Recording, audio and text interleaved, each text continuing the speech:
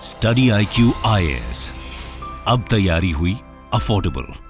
नमस्कार दोस्तों, आसाम के अंदर कुछ ऐसा हुआ है जिसके बारे में आपके लिए जानना बहुत जरूरी है। एक बहुत बड़ा डेवलपमेंट हुआ है और आप सभी ने सुना होगा उल्फा के बारे में। बेसिकली पिछले 4 दशकों से उल्फा ने बड़ा आतंक फैलाया था पूरे आसाम में और नॉर्थ ईस्ट रीजन के अंदर। लेकिन अब यहां पर केंद्र सरकार, आसाम सरकार और उल्फा के बीच में पीस डील साइन हुआ है। ये आप देख सकते हो, Assam separatist group ULFA signs peace deal with government, Amit Shah present. तो इसके बारे में हम डिटेल से जानेंगे। यहां पर हम समझेंगे कि उल्फा आखिरकार अस्तित्व में कैसे आया और आखिरकार उन्होंने क्या किया। ये पूरा पीस डील कब से क्या हो रहा था, इनमें फ्रैक्शंस कौन कौन से हैं, काफी कुछ आपको जानने को मिलेगा। चलिए आगे बढ़ते हैं, लेकिन उससे पहले ध्यान रखिएगा दोस्तों, हमारा न्यू ईयर सेल स्टार्ट हो चुका है। आपके पास 2 दिन का समय और है। अगर आप कोई भी बैच लेना चाहते हैं, जैसे हमारा यूपीएससी का फाउंडेशन जिसमें प्रीलिम्स, मेंस, इंटरव्यू सब कुछ कराया जाता है, वो ले सकते हैं। या फिर अगर आप प्रीलिम्स क्रैक करना चाहते हैं स्पेसिफिकली 2024 का, तो उसके लिए SIP प्लस ज्वाइन कर लीजिए। इसके अलावा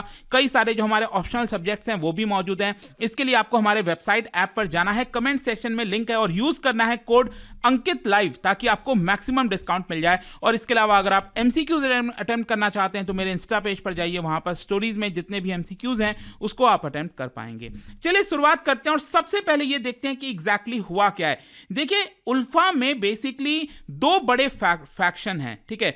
एक फैक्शन वो है जो कि यहां पर प्रो टॉक है, मतलब कि वो बातचीत करना चाहता था, भारत सरकार के साथ समझौता करना चाहता था। और दूसरा है नॉन टॉक, मतलब कि वो बातचीत नहीं करना चाहता, उसका एम अलग है। वो चाहता है कि आसाम एक अलग कंट्री बनाया जाए, ठीक है। तो यहां पर क्या हुआ है कि जो प्रो टॉक वाला फैक्शन है जिसको लीड किया जा रहा था भाई अरविंद राजकोआ, उन्होंने, उनका जो फैक्शन है, उन्होंने यहां पर पीस डील साइन किया है सेंट्रल गवर्नमेंट और आसाम गवर्नमेंट के साथ। और ये पीस डील में बेसिकली क्या है कि जितना भी वायलेंस है वो पूरी तरह से वो खत्म कर देंगे, जितना भी आर्म्स है उनके पास वो सरेंडर करेंगे, और साथ ही साथ जो ऑर्गेनाइजेशन है पूरा उल्फा उसको डिसबैंड कर दिया जाएगा, और साथ ही साथ वो डेमोक्रेटिक प्रोसेस में आएंगे। मतलब उनको चुनाव लड़ना है एज अ पॉलिटिशियन तो वो चुनाव लड़ सकते हैं। तो ये पूरा पीस डील हुआ है। अब क्वेश्चन तो सबसे पहला यही आता है कि उल्फा फाउंड कब हुआ था और क्यों हुआ था।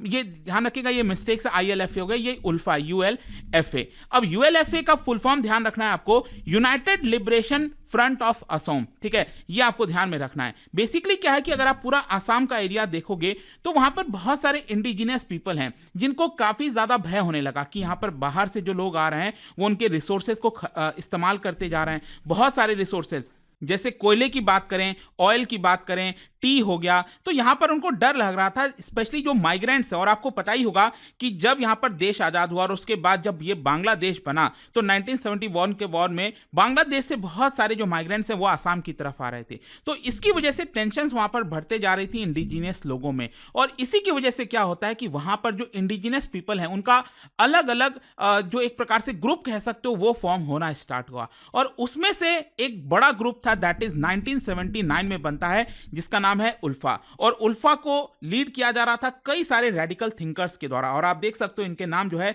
भीमकांता बुरगोहेन, अरविंद राजकोआ, देखो यही है अरविंद राजकोआ, जिनके साथ ये जो पीस अकॉर्ड साइन हुआ है अभी, वो मैं आपको आगे बताऊंगा ये कैसे डिवाइड होता है। लेकिन और भी कई सारे पर्सनालिटीज आपको इसमें देखने को मिलेंगे। और फाइनली क्या हुआ 1985 में जाकर, मतलब कि जो यहां पर आसाम के लोगों के द्वारा डिमांड किया जा रहा था, इसी को देखते हुए जब राजीव गांधी जी की सरकार थी 1985 में, यहां पर एक असम अकॉर्ड साइन होता है। और उस अकॉर्ड में आपको याद होगा ना, जो अभी रिसेंटली आपने देखा NRC वगैरह की काफी चर्चा होती है। तो जो असम अकॉर्ड था उसमें यही कहा गया कि 1971 के पहले तक जो लोग आए हुए थे आसाम में, उन्हीं को आसाम का मतलब वहां पर रहने का अधिकार होगा। और जो बाकी के जो लोग होंगे, जो 1971 के बाद जो ये बांग्लादेश वाला वॉर हुआ था वहां से जो लोग आए थे, उनको वापस बाहर भेजा जाए। ये पूरा आसाम अकॉर्ड था, ठीक है। अब क्या होता है कि उल्फा जो स्टार्ट किया, जिसकी आज हम चर्चा कर रहे हैं, उनका मेन मकसद क्या था और वो क्या चाह रहे थे और उन्होंने क्या किया 1979 के बाद से। देखो, इनका सबसे मेन मकसद यही था उल्फा का कि वो आसाम को एक अलग स्टेट, मतलब अलग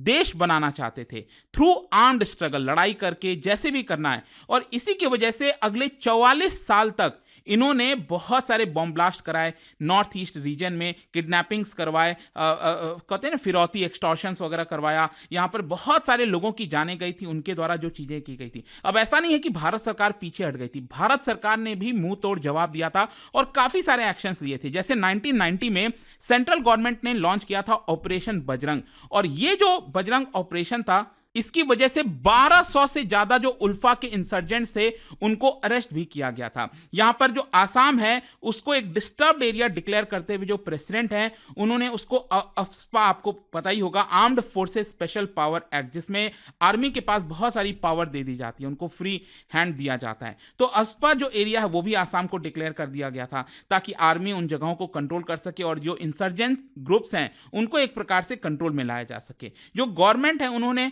कुछ जो फैक्शंस ग्रुप हैं उल्फा के, उनकी भी मदद ली। देखो क्या हो रहा था कि उल्फा बंद तो गया, लेकिन आपको पता है ये जो इंसर्जेंट्स ग्रुप्स वगैरह होते हैं उनके बीच में भी काफी सारा मतभेद होता है उनके लोगों में। तो इसकी वजह से मान लो कोई 1000 लोग हैं एक ग्रुप के अंदर, अब हो सकता है इसमें से 100 लोग का कुछ और डिमांड हो, 100 लोग कहें कि नहीं हमें इस रास्ते पे जाना चाहिए, तो ये 100 लोग थोड़ा सा अलग हो जाते हैं। तो इस तरह के जो कुछ फैक्शंस ग्रुप उभर के सामने आ रहे थे उल्फा में से, उनकी मदद भारत सरकार ले रही थी। भारत सरकार एक तरह से दोनों को यहां पर लड़ाकर और चाह रही थी कि ये आपस में ही लड़कर एक तरह से खत्म हो जाएं। लेकिन 1992 में आपको बताता हूं एक फैक्शन ग्रुप था जिसको सरेंडर्ड अल्फा कहा जाता था, उल्फा, दैट इज SULFA।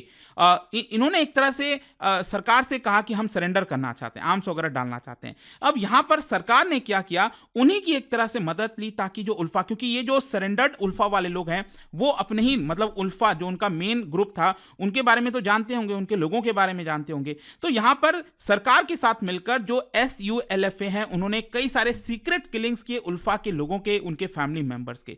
तो इस तरह से कहीं ना कहीं सरकार ने रणनीति बनाई। लेकिन उसके बावजूद भी आज भी अगर आप देखोगे तो उल्फा सरवाइव कर गया और उनका बड़ा आपको जगह जो है, बड़ा जो उनका दबदबा है वो कई एरियाज में देखने को मिलता है। इनफैक्ट इन्होंने अपना जो कैंप्स हैं वो म्यांमार में, क्योंकि क्या हो रहा था कि भारत सरकार पूरी तरह से जो भारत के अंदर एरिया उनको तो कंट्रोल कर सकती है, लेकिन जो फॉरेन एरियाज हैं जैसे ये म्यांमार वाला एरिया हो गया, तो यहां पर कंट्रोल करना भारत सरकार के अंडर में तो आता नहीं है। तो इसलिए उन्होंने क्या किया, यहां पर जो म्यांमार है वहां पर बहुत सारे डीप जंगल्स में जा जाके कैंप्स वगैरह बनाए, वहां पर ट्रेनिंग लेने लग गए। इनफैक्ट अगर आपको बताऊं तो इसके पहले भूटान और बांग्लादेश में भी उन्होंने कैंप्स बनाया था, लेकिन भारत सरकार ने भूटान और बांग्लादेश से बातचीत करके वहां से उनको हटवा दिया। तो अल्टीमेटली म्यांमार में इनके बहुत सारे कैंप्स थे, तो ये लोग आते थे इधर नॉर्थ ईस्ट के अंदर, आसाम के अंदर, और एक तरह से जंग छेड़कर हमला करके वापस म्यांमार की तरफ भाग आते थे। इस तरह से ये सारी चीजें चलती थी। इनफैक्ट यहां पर चौंकाने वाली बात तो यह भी है कि इनका बड़े बड़े जो टेरर आउटफिट्स हैं उनके साथ भी लिंक हो गया था, जैसे हरकत उल जिहाद इस्लामी हो गया, अलकायदा हो गया, उनके साथ भी उल्फा का लिंक देखने को मिल रहा था। उल्फा का जो सेल्फ स्टाइल मिलिट्री चीफ है दैट इज परेश बरुआ, उसका वो बताया जाता है कि वो ओसामा बिन लादेन से भी मिला था, 9/11 का जो मास्टरमाइंड माना जाता है। इसके अलावा यहां पर जो पाकिस्तान की जो ISI है उनके साथ भी लिंक बताया जाता है। यह भी कहा जाता है कि ISI ने यहां पर उल्फा के जो इंसर्जेंट लोग हैं उनको ट्रेनिंग भी प्रोवाइड की थी। मैं आपको बात बताऊं, 1999 में जो पूरा कारगिल वॉर का समय चल रहा था, तो उस समय कारगिल वॉर के दौरान भी जो उल्फा का एक मंथली न्यूज लेटर स्वाधीनता आता है, उसके अंदर लगातार ये लोग पाकिस्तान को सपोर्ट कर रहे थे।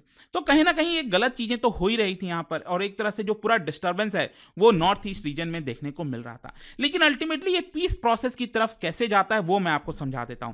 देखो 2005 में क्या होता है कि उल्फा जो है वो 11 मेंबर की पीपल्स कंसल्टेटिव ग्रुप जो है वो फॉर्म करता है, बनाता है, ताकि यहां पर जो बातचीत है सरकार की तरफ से के लिए उसको आगे बढ़ाया जा सके, एक पीस जो समाधान होता है उसकी तरफ आया जा सके। जो कमिटी है उन्होंने 3 राउंड्स ऑफ टॉक रखा, लेकिन उसके बाद जो है उल्फा जो है वॉकआउट कर गया और उन्होंने कहा कि नहीं, हम पीस प्रोसेस में शामिल नहीं हो पाएंगे, ये यहाँ पर पॉसिबल नहीं हो पाएगा जिस तरह से कंडीशंस रखी जा रही हैं। खैर यहाँ पर मैं आपको बता दूं, उनमें से कुछ जो उल्फा के कमांडर्स हैं जैसे अरविंद राजकोआ, जिनके साथ ये पीस डील साइन हुआ है अभी एक दिन पहले, तो इन्होंने क्या किया, उन्होंने पहल की और कहा 2008 में कि हम सरकार के साथ समझौता करना चाहते हैं, पीस टॉक की तरफ आगे बढ़ना चाहते हैं। लेकिन जो दूसरी तरफ परेश बरुआ था उल्फा के अंदर, वो नहीं चाहता था कि बातचीत हो, और इसीलिए यहां पर क्या हो जाता है कि दो फैक्शन बन जाते हैं उल्फा में। एक तरफ यहां पर राजखोवा वाला फैक्शन हो गया जो पीस चाहता था, जिनके साथ अभी सरकार का डील हुआ है,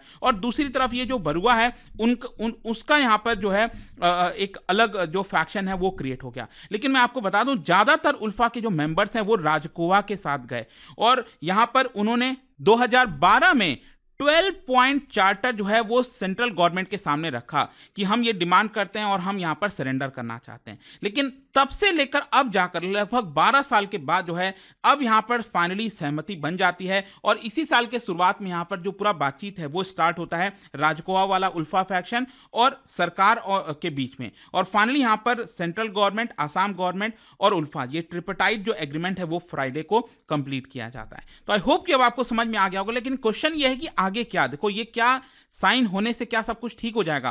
देखो, ऐसा नहीं है कि सब कुछ ठीक ही होने वाला है, लेकिन एक बड़ा कदम है। जैसे कि अभी कुछ दिन पहले आपको याद होगा, म्यांमार के अंदर भी जो एक मिलिटेंट इंसर्जेंट ग्रुप था, उसके साथ भी सरकार ने एक पीस अकॉर्ड साइन किया था, ठीक है। लेकिन उसके बावजूद भी बताया जा रहा था कि अभी चैलेंजेस बहुत सारे हैं। तो यहां पर भी यही कहा जा रहा है कि डिपेंड करता है कि सरकार के साथ जो समझौता हुआ है, जो कमिटमेंट हुआ है, वो किस तरह से यहां पर लागू किया जाता है, क्या वो एग्जैक्टली वर्कआउट करता है उसी प्रकार से कि नहीं। और जहां तक उल्फा का दूसरा वाला फैक्शन है जो कि बातचीत नहीं करना चाह रहा है, उसको लेकर जो आसाम के सीएम है हेमंत बिस्वा शर्मा, उन्होंने कहा है कि हम उनके साथ बातचीत करने की स्टिल कोशिश करेंगे। ऑल्दो मैं आपको बता दूं, जो बरुआ वाला फैक्शन है, जो बातचीत नहीं करना चाहता, वो यहां पर आसाम के सॉवरेनिटी को लेकर अभी भी अड़ा हुआ है कि हम चाहते हैं कि आसाम अलग देश बने, आजाद हो जाए। यहां पर जो अमित शाह जी हैं होम मिनिस्टर, उन्होंने कॉन्फिडेंस जताया और कहा कि ये कहीं ना कहीं जो सोल्यूशन लाया गया है, जो पीस अकॉर्ड साइन किया गया है, इससे बहुत सारा फायदा होगा, और जो शांति है वो नॉर्थ ईस्ट में एक तरह से कंप्लीट तरीके से हम लाने की अब कोशिश कर सकते हैं।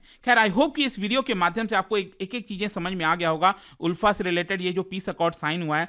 कई लोग रिक्वेस्ट कर रहे थे वीडियो बनाने के लिए, एंड आई होप कि यहां पर ये जो क्वेश्चन है वो आप सॉल्व कर पाओगे, क्योंकि हम नॉर्थ ईस्ट की बात कर रहे हैं। क्या आप बता सकते हो बैटल ऑफ मेहरगढ़, ये बेसिकली दो किन लोगों के बीच में, किन के बीच में एक तरह से ये फाइट किया गया था? और यहां पर इसका जो राइट आंसर है आप सबको पता है, मेरे इंस्टाग्राम पर तो मिलेगा ही, वहां पर अगर आप नहीं हो कोई बात नहीं, टेलीग्राम से ले सकते हैं इसका सही उत्तर। मैं कई सारे जो एमसीक्यूज हैं वो यहां पर स्टोरीज में डालता रहता हूं। बाकी अगर आपको पीडीएफ चाहिए तो टेलीग्राम पर आप ले सकते हो, सभी में डालता रहता हूं, अलग अलग सोशल मीडिया पर आप जुड़ पाओगे। और जैसा मैंने आपको बताया, अगर आप यूपीएससी की तैयारी कर रहे हैं, just use this code Ankit live to get maximum discount. And I hope की वीडियो आपको पसंद आया होगा। मिलता हूं आपसे next time, till then thank you very much, see you soon.